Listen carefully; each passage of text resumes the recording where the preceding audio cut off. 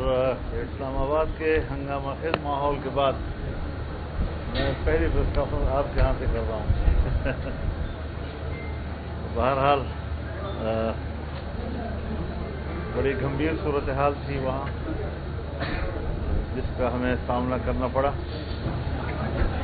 اور پہلے تو میڈیا کی غلام گردشوں میں آئینی ترامیم کا چرچا تھا. رفتہ رفتہ وہ باتیں سیاسی حلقوں میں آنے لگ گئی. اس پر ہم نے یہ موقف اختیار کیا کہ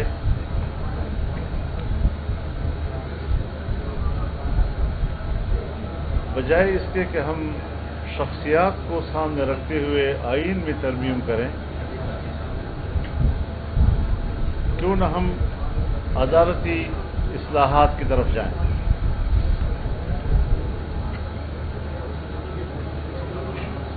ہم نے یہ تجویز دی اور اس پر کچھ تفصیل ہم نے پھر وہاں جو پارلیمانی کمیٹی خصوصی کمیٹی تشکیل دی گئی ہے اس میں بیان کی. لیکن ہر چند کے وہ یہ کہہ رہے تھے کہ جی اب ہم تو ججوں کی مدت ملازمت میں اضافے کا تجویز بھی واپس لے رہے ہیں، ججوں کی تعداد میں اضافے کی تجویز بھی واپس لے رہے ہیں، اور ایک فیڈرل کانسٹیٹیوشنل کورٹ اس کی آپ کی تجویز کو ہم قبول کر رہے ہیں، تو آپ ہمارا ساتھ دیں. لیکن ہم نے کہا کہ جی یہ تو عنوان ہے، ایک اصولی گفتگو ہے جو میں نے کی ہے. جب آپ ڈرافٹ دکھائیں گے، مسودہ ہمارے سامنے آئے گا، تب بات ہوگی کہ آپ نے اس میں کیا تفصیلات طے کی. حکومت کسی قسم کا مسودہ دینے کے لیے آمادہ نہیں ہو رہی.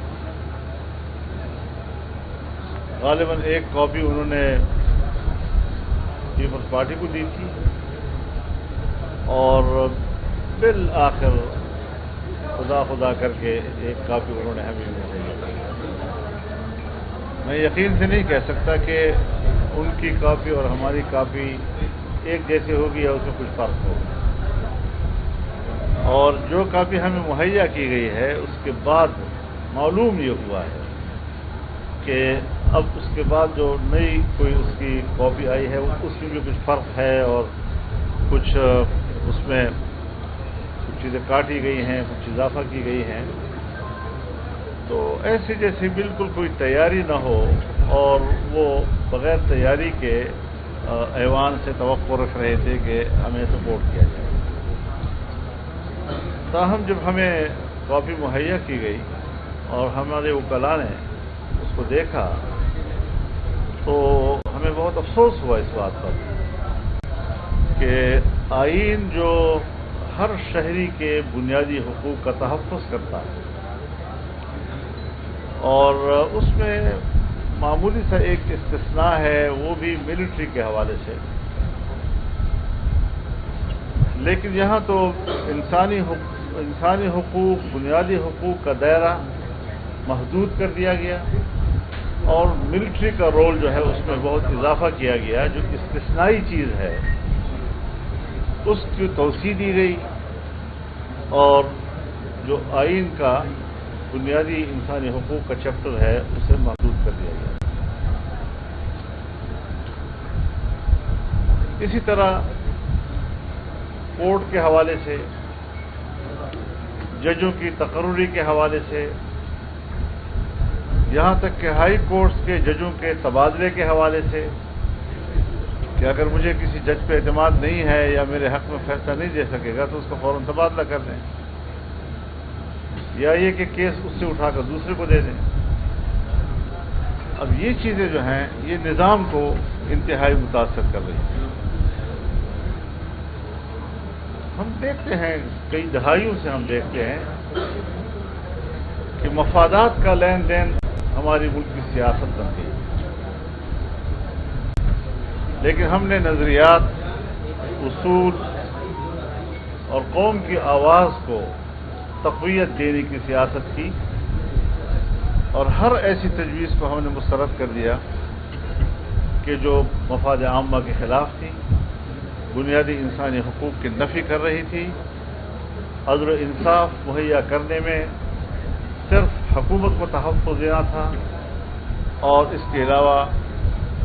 اگر عام آدمی کا کوئی مسئلہ ہو، ہم نے یہ تجویز اس لیے دی کہ ایک تو میثاق جمہوریت میں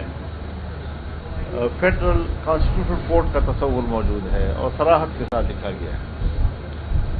دوسرا یہ کہ سپریم کورٹ میں اس وقت جو عام لوگوں کے کیسز ہیں، کوئی 60,000 کیسز اس وقت پینڈنگ پڑے ہوئے ہیں، اور پورے ملک میں اگر دیکھا جائے چھوٹی عدالتوں سے لے کر بڑی عدالتوں تک 24 لاکھ کیسز جو ہیں وہ پینڈنگ پڑے ہوئے ہیں۔ نسلیں جو ہیں وہ آگے بھگتتی ہیں اس چیز کو، اور مقدمات ختم نہیں ہو پا رہے۔ تو اس حوالے سے ایک دلیل تھی کہ ایک کانسٹیٹیوشنل کورٹ موجود ہو تاکہ سیاسی معاملات، آئینی معاملات، حکومت اور کسی ادارے کے درمیان کوئی معاملہ ہو جائے تو وہی کیس وہ نمٹاتے رہے، باقی پبلک کے جو کیسز ہیں وہ تیزی کے ساتھ آگے بڑھتے رہے اور جلد انصاف لوگوں کو مہیا ہوتا رہے۔ تو اس حوالے سے جو مسودہ ہمیں دیا گیا تھا، اس وقت تک تو ان کے پاس اکثریت نہیں تھی، اور دار و مدار جمعیت علماء اسلام کے ممبران پر تھا۔ جمعیت علماء اسلام نے واضح طور پر کہا کہ ہم مطمئن نہیں ہیں اور ہم اس مسودے کو ووٹ دینے سے معذور ہیں۔ اب بلاول صاحب بھی تشریف لائے تھے میرے پاس، اور ان کے اور ہمارے درمیان بھی بات چیت ہوئی، اور اس پر اتفاق ہوا کہ ہم بھی ایک مسودہ بنا لیتے ہیں، وہ بھی ایک ڈرافٹ تیار کر لیں گے، پھر ہم ایک دوسرے کے ساتھ شیئر کریں گے۔ ہم اتفاق رائے چاہتے ہیں، پارلیمنٹ کا کام یہی ہے کہ وہ قانون سازی کرے، آئین سازی کرے، ترامیم کرے، قانون پاس کرے، یہ جاب ہے ہمارا، اور اس پر ہم کسی قسم کا قدغن بھی قبول کرنے کو تیار نہیں ہیں۔ لیکن اداروں کے درمیان اگر طاقت کا توازن بگڑتا ہے تو وہ بھی ملکی نظام کو تہس نہس کر سکتا ہے۔ اس لیے ہم اس بات پر زور دے رہے ہیں کہ ہر ادارے کا ایک اپنا دائرہ کار ہے جسے آئین متعین کرتا ہے، اور اگر ہر ادارہ اپنے دائرہ اختیار کی حد تک خود کو محدود رکھے گا تو اپنا اپنا کردار بڑے خوش اسلوبی کے ساتھ وہ کر سکیں گے، اور ورنہ تو پھر ایک ادارہ دوسرے ادارے کے مقابلے میں طاقتور بننے کی کوشش کرے گا، اور اس لڑائی میں ملک کمزور ہو جاتا ہے۔ چنانچہ آج ہم دیکھ رہے ہیں کہ جب سے اسٹیبلشمنٹ نے طاقتور بننے کی کوشش کی، انتخابات پر اثر انداز ہونے کی کوشش کی، اپنی مرضی کی حکومتیں لانے کی کوشش کی، تو آج اس کا نتیجہ یہ ہے کہ ملک ہر لحاظ سے کمزور ہو گیا ہے۔ اقتصاد کے لحاظ سے کمزور، انصاف کے لحاظ سے کمزور، عدالتوں کو مزید کمزور کیا جا رہا ہے۔ اور میں ایک بات انتہائی دکھی دل کے ساتھ کر رہا ہوں کہ میں نے اپنی زندگی میں وہ دن بھی دیکھے ہیں جب فوج کے خلاف کوئی بات سننے کو تیار نہیں تھا، اور آج بدقسمتی سے میں وہ دن بھی دیکھ رہا ہوں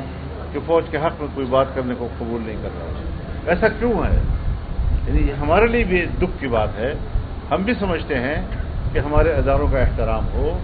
فوج کا احترام ہو، عدلیہ کا احترام ہو، پارلیمنٹیرینز کا احترام ہو، اور وہ اپنے ضمیر کے مطابق کام کریں، اپنے دائرے کے اندر رہتے ہوئے کام کریں، تو میرے خیال میں پھر ملک بھی طاقتور ہوگا، عوام بھی مطمئن ہوں گے، اور ملک کا نظام ٹھیک چلے گا۔ مولانا صاحب، بلاول نے آپ کی تجاویز سے کس حد تک اتفاق کیا ہے، اور کوئی ٹائم پیریڈ بھی طے ہوا ہے کہ بلاول صاحب اور آپ کب تک متبادل تجاویز تیار کریں؟ انہوں نے بھی کام شروع کر دیا ہے اور ہم نے بھی کام شروع کر دیا ہے، وہ کلا اس پر کام کر رہے ہیں، تو ظاہر ہے کہ ہفتہ 10 دن تو اس میں لگ جائیں گے کہ ہم ایک کانسیپٹ پہ جو ہے